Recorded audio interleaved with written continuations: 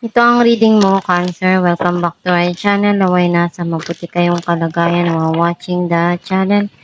Isa dyan na reading kayo ng balang magpalit-palit ng situation nyo sa reading ko.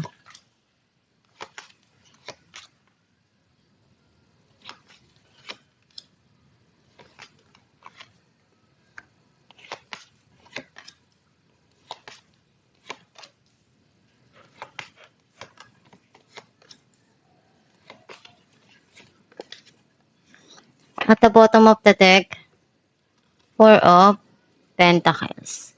I feel like ang nasa-sense ko na energy, nag-hold back ka pa rin doon sa mga nararamdaman mo sa nakaraan. And hindi mo pa rin makalimutan yung situation or yung person sa past mo. Some of you, iniisip mo na gusto mong makapag-ipon, gusto mong isigurado na maging okay yung kinabukasan mo at ng mga mahal mo sa buhay. Ang mensahe ng card mo, gumagawa ka ng way na kaya mo para makuha kung ano yung goal mo, para maiayos yung financial mo. Some of you, meron ditong darating na pag-uusap around sa trabaho or sa family. Pinag-uusapan nyo kung ano yung makakatulong para maiayos yung financial, or may mga kausap ka na kaibigan na nagbibigay sa'yo ng advice para dun sa mga pinagdadaanan mo or iniisip mong i-build na career or financial mo na gusto mong maiayos yun at maging okay yung career mo.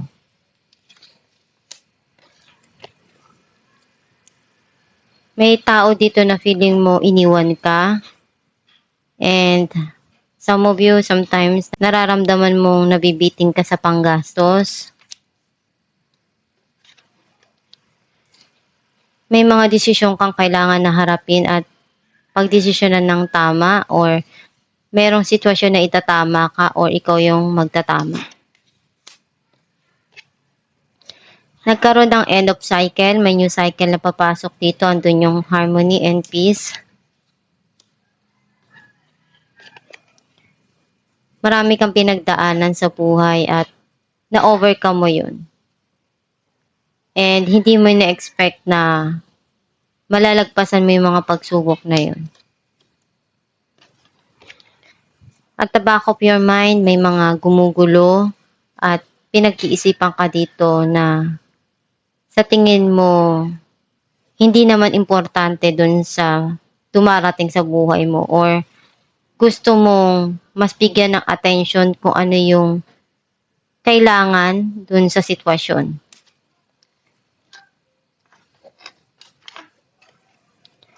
Marami ka pang plano na gusto mong gawin para sa kinabukasan mo, sa mga pangarap mo. Some of you, iniisip mong mag-travel or may iniisip kang puntahan.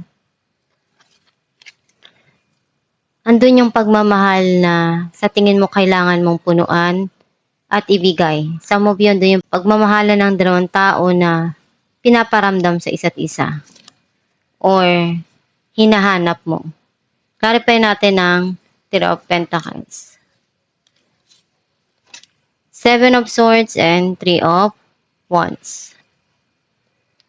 Nagkaroon ng cheating or lies dito, and inaayos mo kung ano yung kailangan doon sa sitwasyon. Pero iniisip mo, kaya pa bang maayos yun?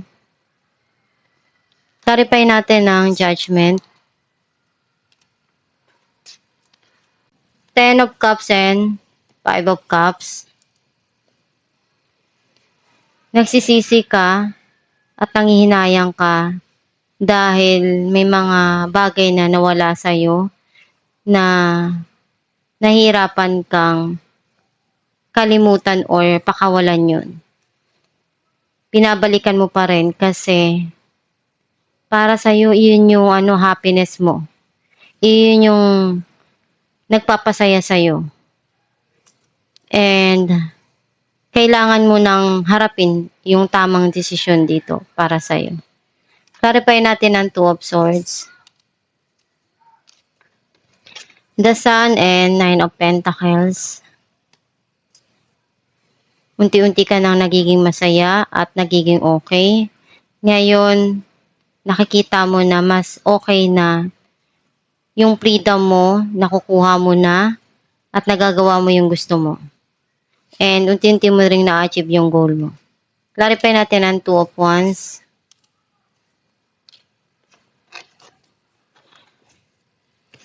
The World and Ace of Wands. Minamanifest mo na makuha yung pagbabago para sa kinabukasan mo, sa mga gusto mo, sa mga plano mo, na dumating sa'yo yung tamang opportunity or magkaroon ng magandang spark yung relationship. Clarify natin ang Five of Pentacles. Temperance and Nine of Wands. Kailangan mong balansehin yung mga dumarating sa buhay mo at habaan yung pasensya. Huwag magpadalos-dalos sa mga desisyon mo. And natuto ka na manindigan sa kung ano yung kailangan doon sa desisyon at harapin yung mga dumarating sa buhay mo. Sa movie, natuto ka na maglagay ng wall. Ayaw mo nang magtiwala basta-basta. Kasi feeling mo nag-iisa ka eh. Feeling mo iniiwan ka. Clarify natin ang Wheel of Fortune. The Moon and the High Priestess. You need to listen to your inner self. Very intuitive ka. Alam mo kung ano yung mga kailangan mong harapin, pero minsan nagiging emotional ka. And to the point na nakakalimutan mo na kailangan pala na bigyan muna ng tamang desisyon yung mga dumarating sa buhay mo, yung mga kinakaharap mo, and alamin kung ano yung sa tingin mo magpapasaya para sa'yo. Kung saan ka merong peace of mind, iyon yung dapat mong gawin. Clarify natin the Moon. Page of Swords and Six of Pentacles. You're removing some people in your life or may communication na darating dito na matagal mo nang gustong makuha or ma-receive or pinag-iisipan mong makipag-communicate. And ibigay ko ano yung kailangan doon sa sitwasyon. Clarify natin ang The Lovers.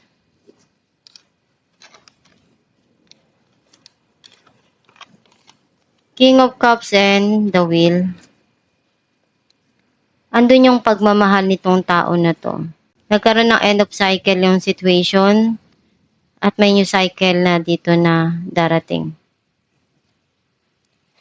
Yung end of cycle dito na nangyari sa nakaraan, andun yung pagmamahal na pinapakita ng dalawang tao sa isa't isa or ikaw yung nagbibigay sa tingin mo na kailangan mong punuan. And may new cycle dito na darating, andun yung peace of mind and harmony. Alamin natin kung ano mensahe ng yung gabay.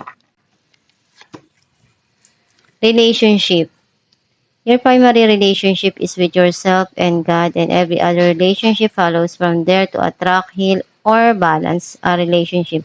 Then snuggle more closely with your loving creature as you feel safe and loved within. So shall your other relationships bloom and prosper. Ang mensahe ng yung gabay na kailangan mong pagtibayin yung connection mo kay God dahil yun yung pinaka-importante. Dahil kapag maganda yung connection mo sa Diyos Ama, maganda rin yung darating sa buhay mo.